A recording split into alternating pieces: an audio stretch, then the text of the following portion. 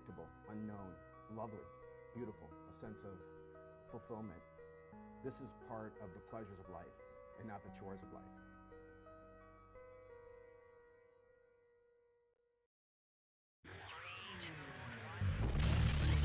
Coming up on Daily Iowan TV, it's a shopper's dream come true.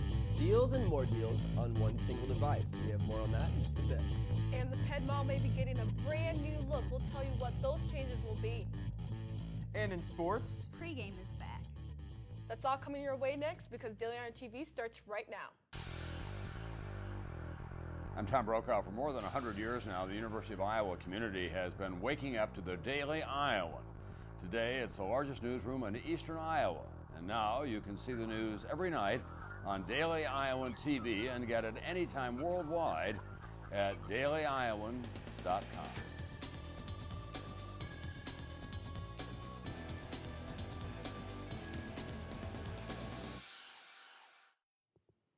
Good evening, everyone. I'm Muriel Kone. And I'm Reed Chandler. Thanks for joining us tonight.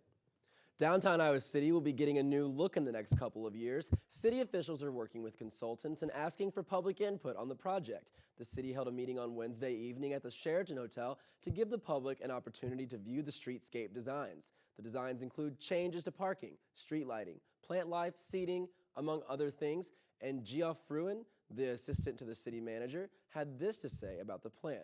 We really want to get a plan that people can buy into and get a sense of the priorities that the public has.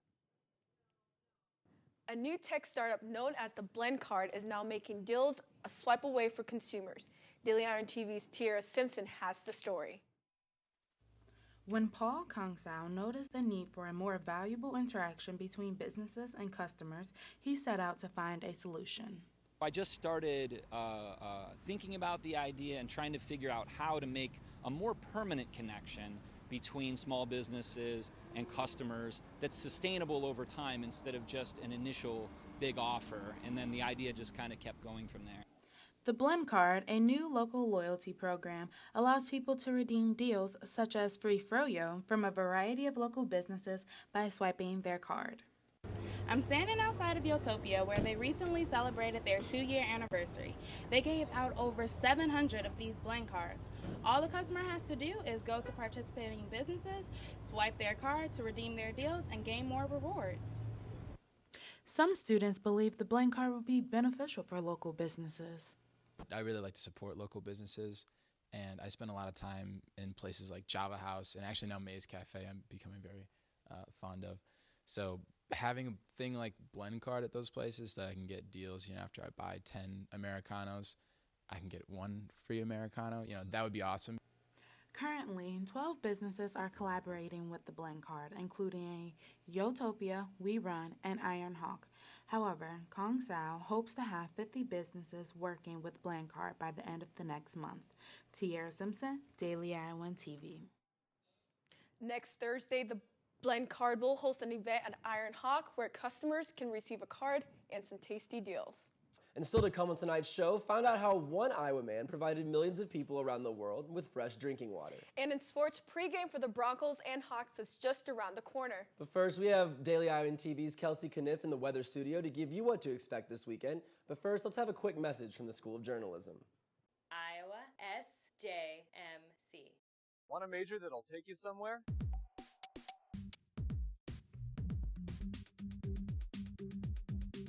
I joined and now I'm in Los Angeles, California, interning for Conan O'Brien at Warner Brothers Studios.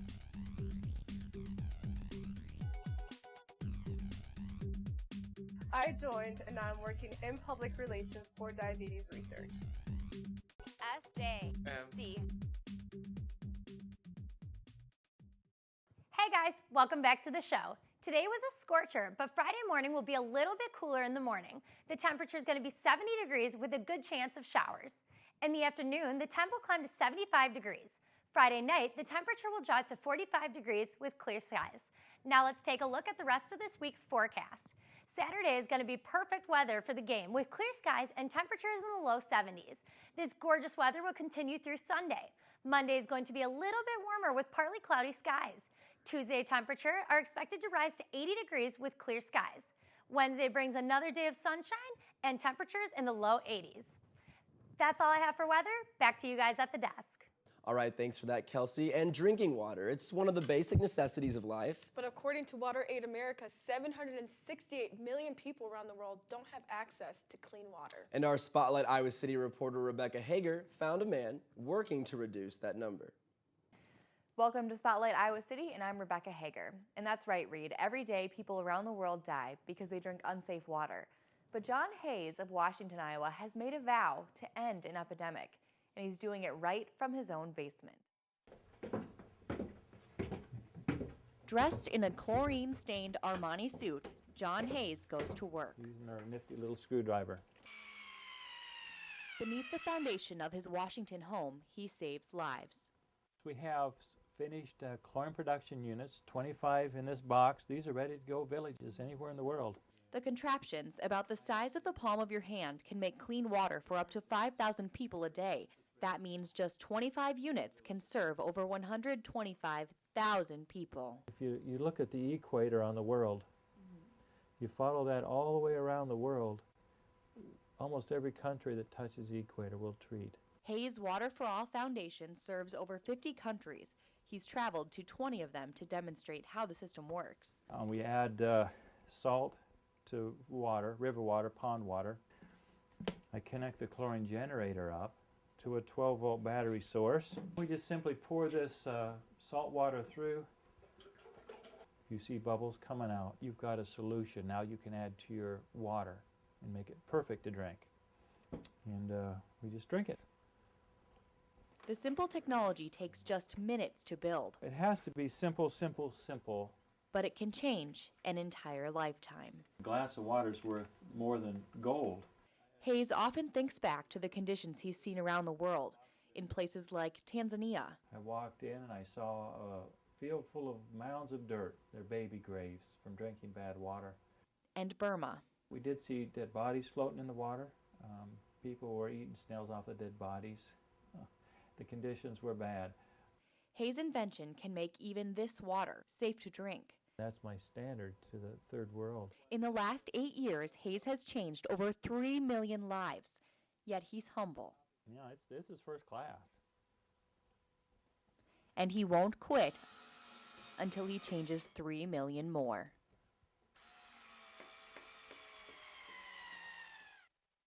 He says his ultimate goal is to revisit countries and see green grass growing over those baby graves. He's got about 100 volunteers helping him to make it happen. A lot on tap in today's pregame show, and I know Lauren Moss and Josh Bolander are ready to talk some black and gold. Sounds good to me, Muriel. Let's toss it over to the sports studio for more. Guys? Hello and welcome back to the Daily Iowan TV Sports Pregame Show, joined as always by Miss Lauren Moss. I'm Josh Bolander. So much to get to on the program tonight, Josh. Inside the Numbers is on tap in just a bit. And as always, our weekly power rankings and Ross Rants are on the way. That's right, Lauren. You mentioned Inside the Numbers, and that's where we start today. Western Michigan has struggled traditionally against Big Ten foes, with only 6 wins to show for in 22 previous matchups, and losing records against 8 of the 9 Big Ten squads they've faced. The one program the Broncos have been able to buck in 2 previous matchups, the Iowa Hawkeyes. The Black and Gold have gotten a heavier dose of action than they might have liked against WMU in recent years, dropping the program's first ever meeting with the Broncos in 2027-21 and again in 2007, when WMU's upperclassmen-laden squad beat up on the Black and Gold on Senior Day in Kinnick Stadium 28-19 and kept Kirk's crew home for the holidays. That Broncos squad did have experience worth noting. This year's version heading into Kinnick, not so much. Western Michigan has the 7th highest amount of underclassmen suiting up on Saturdays in the country, with only Virginia, Colorado State, LSU, Maryland, South Carolina, Temple, and West Virginia fielding more than WMU's 31 underclassmen. One of those younger players could prove a major factor when 11 a.m. rolls around on the corner of Melrose and Hawkins. The Broncos' true freshman wideout Corey Davis has led his team in receptions and yards in every game thus far, including 2 consecutive 100-yard efforts and a 75-yard grab for a score last week against Northwestern. Expect new Bronco coach P.J. Fleck to attack the Hawks through the air on Saturday, with Iowa's defense already giving up 9 passing plays of 20 yards or more in 3 straight games. While Fleck and company may go to the air, you can bet Kirk Ferentz and Greg Davis will keep pounding the rock, with the black and gold 9th in time of possession nationally, and fullback turned running back Mark Weissman leading the country in rushing attempts and ranking 3rd in rushing yards. I think we'll find out more. If he fortunately can stay healthy against some of the better defenses, and Iowa has Michigan coming up. Michigan State coming up, then Ohio State. Those are two pretty good defenses. Even Northwestern, Wisconsin, give them a good test. So I think the way he performs against those defenses will tell a lot. I mean, he wasn't healthy. When they played some of those better teams last year, he's a big guy. He's physical. I think the combination of Weissman and the offensive line, if they're clicking, you can be effective. If the Hawks can control the ground game, expect 3 straight wins by the time the Broncos exit the unfriendly confines of Kinnick Stadium Saturday afternoon. Always interesting to see how the stats stack up for the black and gold, and of course, always entertaining to hear what our own Ben Ross has to say concerning the world of college football. This week's installment. How about some reaction to Bo Pelini's latest tirade? Ross Rant starts in 3, 2, 1. Thanks, guys, and welcome back to this week's Ross Rants, improving your quality of life one bloviated statement at a time. This week we'll be talking about Bo Pelini and the pot of hot water he got dropped in over in Lincoln, Nebraska. Now, earlier this week it was released that Bo Pelini has an audio tape where he's saying X foot of the fans, amongst other unpleasantries, that was released in 2011 following his team's 21-point comeback win against Ohio State back in Lincoln. Now, I disagree with the way that Mr. Pelini's been treated following these words as an emotional time, and he was upset that fans left his stadium and didn't trust his Cornhuskers to come back over the Buckeyes. Now, I think there's a dozen media members within Iowa who would love to get Kirk Ferentz in this sort of trouble as well, based on his recent track record in past years. However, I just don't disagree with that. Now, if somebody would record everything I did and said behind closed doors, they would lock me up and throw away the key. Earlier this week at Kirk Ferentz's press conference, he said that he has to tell his players that they have to act like they're being recorded and watched at all times of their daily life. That's no way to live life, but it's a sad truth of the matter. Kirk also said that he takes out most of his aggression on his wife when he followed a bad loss, and you got yourself a pretty good gal there, Kirk. I'd be lucky one day if I could ever find a woman like that, but it sounds like you have a pretty good situation at home and in the locker room. Thanks, guys, and back to you. Our Week 4 Power Rankings just around the corner, but first, another look at our pre-game play of the week, courtesy of a fantastic effort by Iowa DB B.J. Lowry. Yeah, Josh, Lowry's fourth quarter pick helped ice the Hawks 27-21 over the Clones last weekend and played a large part in Iowa's movement in this week's Power Rankings. That's right, Lauren. Kirk's crew jumped 2 spots in this week's rankings to number 9, jumping both Illinois and Indiana, who fall to numbers 10 and 11 respectively, with Daryl Hazel's Purdue Boilermakers still in the basement at number 12. And more movement in spots 5 through 8, with Michigan State jumping all the way to number 5, followed by Pelini's Huskers, Minnesota, and Penn State in that order. Nothing changed from last week in our top 4. Despite its interesting trip to the desert, Wisconsin remains at number 4, with Northwestern and Michigan settling in at numbers 2 and 3, and Ohio State retaining its top spot.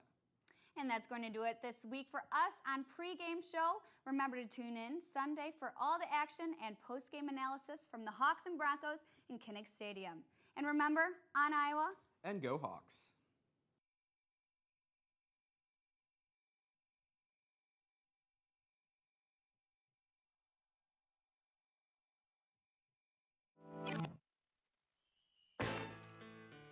Get up.